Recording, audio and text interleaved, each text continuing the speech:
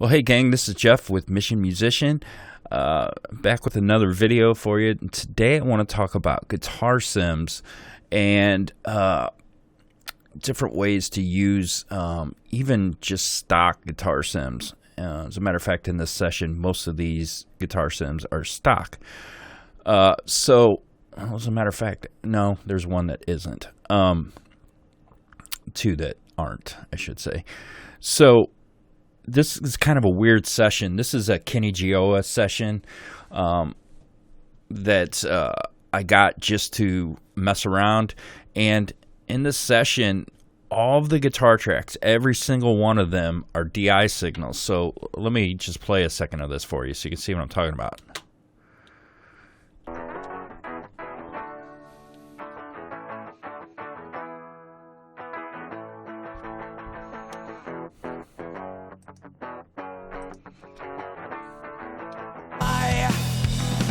Some sit at home. Right. So it's pretty awful. It's all guitar direct signal, which is mind-blowing to me that a guitarist would even allow that. I'm a guitarist, and I certainly wouldn't want that. I wouldn't want to leave it up to the producer to make my guitar tone for me. Not that there's, I don't want to slight any producers out there, but being a guitar player, I know what kind of tone I want. So I certainly wouldn't want to leave it up to the producer to decide for me. So this is a very odd session, and which I kind of want to talk about just really quick. Committing to guitar sounds. This is kind of a big deal to me.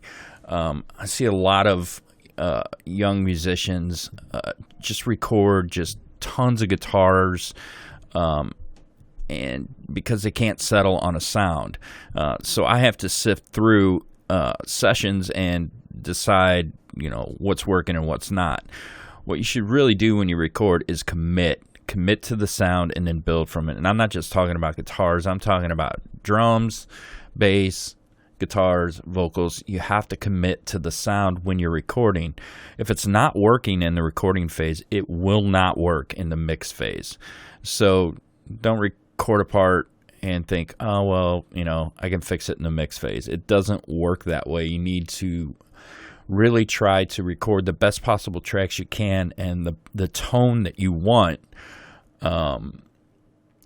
and try to build on it from there. Now, I realize when it comes to recording drums, there's a little bit of give there, because technically you can make a decent sounding drum set sound spectacular, but that's not to say that you shouldn't record the best possible tones that you can. All right, so don't, if you're out there recording and mixing, don't try to push it off to the mix phase when you're recording. You'll save yourself a whole lot of headache if you can just commit to the sound when you're recording, and then when you go to mix, that sound's there. You just had to deal with it and mix it the best you can, and hopefully it's a good tone. Excuse me. So I want to talk just a little bit about using guitar sims today. And this is the perfect session to talk about it. Now, these are, like I said, these are all stock except for I have Waves guitar on one or on two of these tracks, and this is, I have S gear on here, but it's not doing anything. I actually have Sans amp on a lot of these tracks. So let's just run through the tracks really quick, and I'll show you kind of what I did. Well, first, let's listen to these, and I'll bring in all these amp sims, and you can kind of hear what's going on.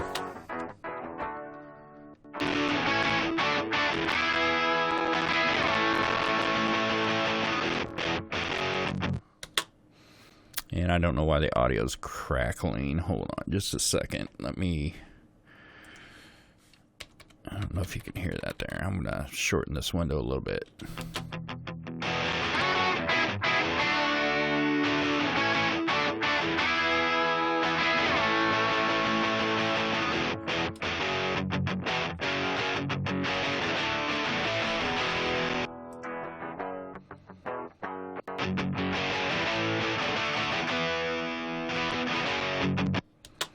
right? So quite a big difference. Hang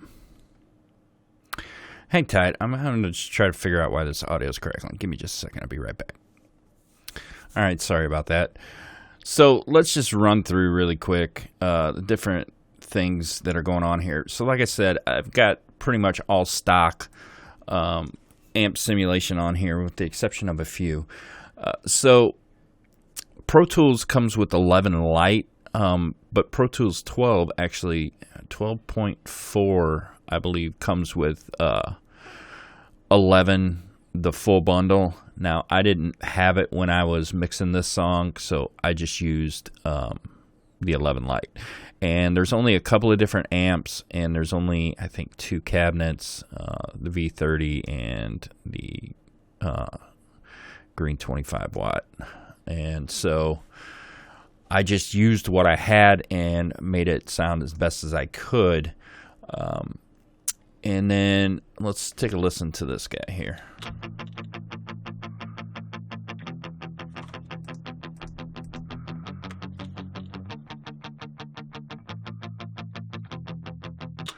All right, so what I did here is, I guess there was an annoying frequency. Let's listen really quick.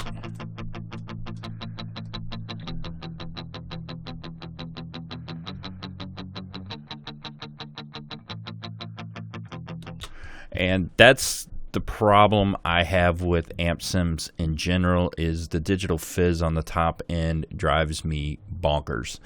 I come from playing tube amps and just recently converted, well, not recently, maybe 2 years ago, 3 years ago. Actually, I guess it was 4 years ago now, so it wasn't that recently.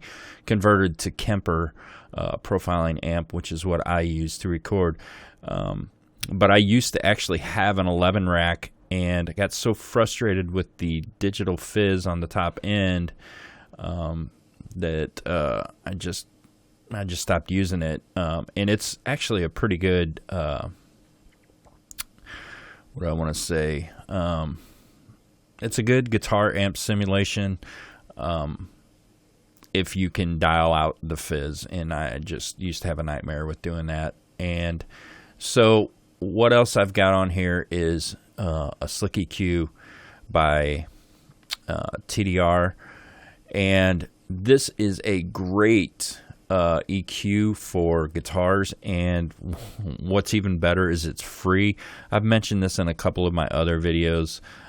If you go to TDR and click TDR Slick EQ, or type in TDR Slick EQ, and you can get this EQ for free.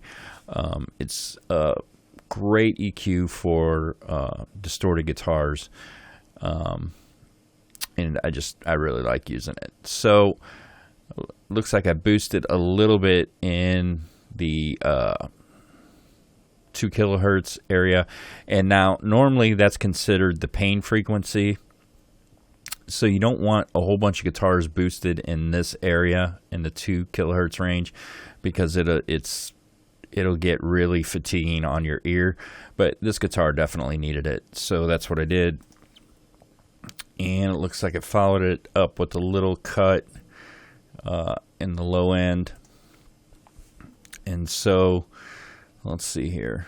Let's see what we did on these guitars. Oh, you know what? Really quick, one other thing I wanted to show you. If you don't want to use EQ to get rid of annoying frequencies in a guitar, another really cool trick, and I was going to shoot a video for this, but I'll probably just show it here, is to use a de-esser. And you can really get rid of, focus in on a crappy frequency and get rid of it. So let's just give this a shot here.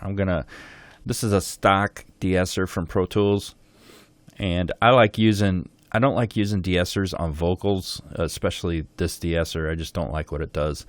But I do like using it on guitar amp simulation to get rid of the digital fizz. So let's see what we can find here.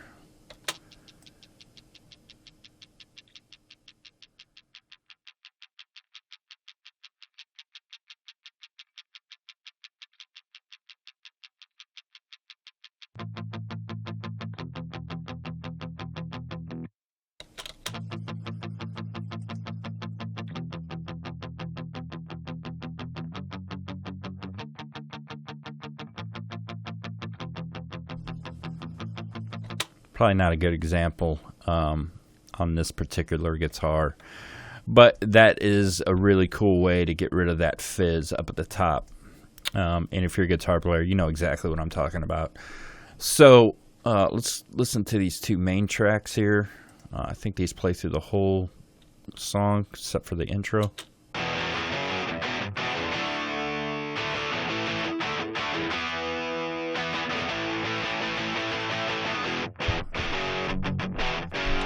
Right, so not a great guitar tone, but a decent one, considering we're using just stock amp sims. So this is just Sans amp, and it actually sounds pretty cool. Now, I will say on its own, it doesn't sound pretty cool, but mixed with another amp sim, it does actually sound pretty decent. So I just dialed in some settings.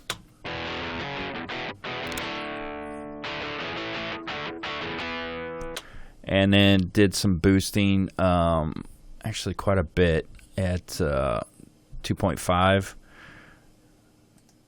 So, and then on this one, again, just use the DC Modern Overdrive, tweak some of these settings a little bit, use the classic 30. All right, and this one sounds like this. All right, and this one sounds like this. Whoops, sorry.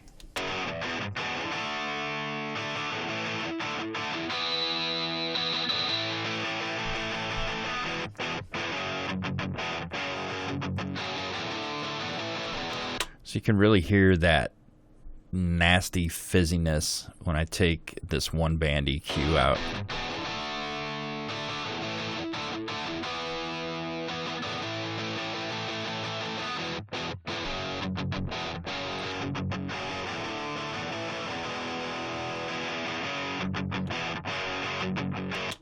And then this EQ is just bringing in some presence around the 2K range. All right, let's see what else we got here. Let's see what these two guitars are doing.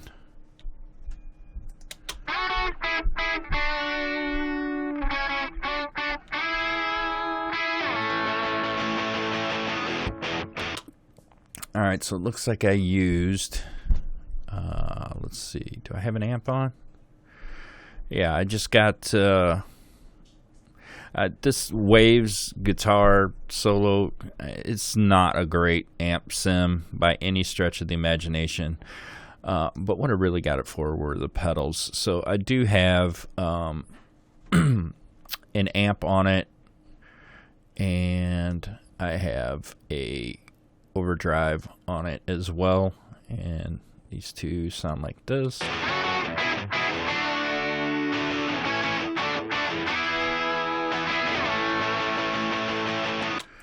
All right, and what do I got on this one? So I got another version of Sans amp. Let's hear what this is doing.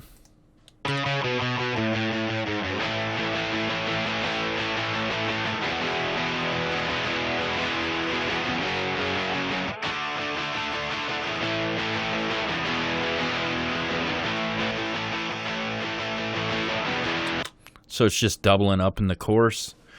Trying to see if there's anything spectacular or special going on here. Just trying to show you how amp sims can be used.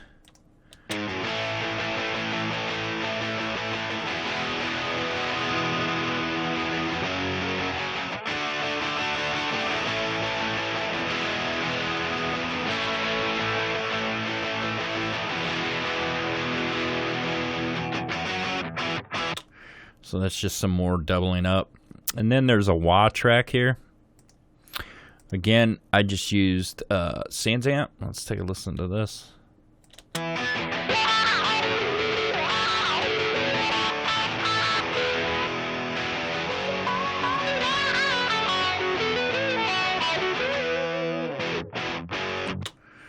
All right. And let's just check out what this is.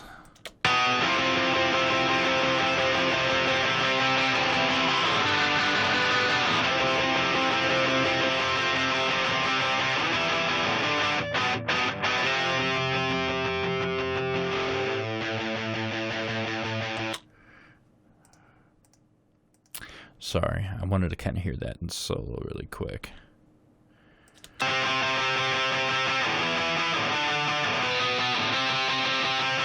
Here, you can really hear that digital fizz in this track. Watch when I bypass this one band EQ.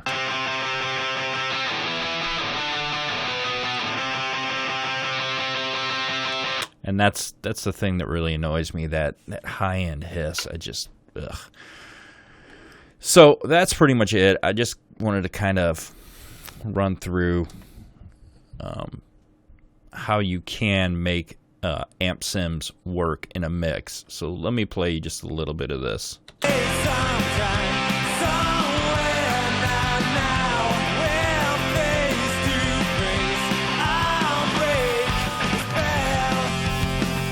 This is the last time.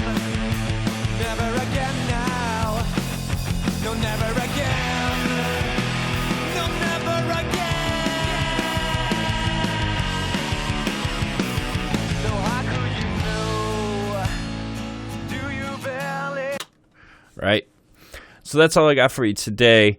Try to commit to your sound if you can, and there is nothing wrong with using amp sims to record. Just watch the digital fizz on the top end. Just kind of try to knock it down a little bit, either with the de-esser or with an EQ with a really tight band. And I've got this Q all the way up, so the band is super tight, and I brought it all the way down. And one other thing you can do to kind of get rid of that digital fizz is you can also run it through some kind of tape saturation as well. I'm not going to do that here, but that's another way to do it. Massey's tape head's a great thing for that. So thanks for watching. I hope you enjoyed this video, and I will have some more videos coming up for you real soon. Talk to you soon. Bye.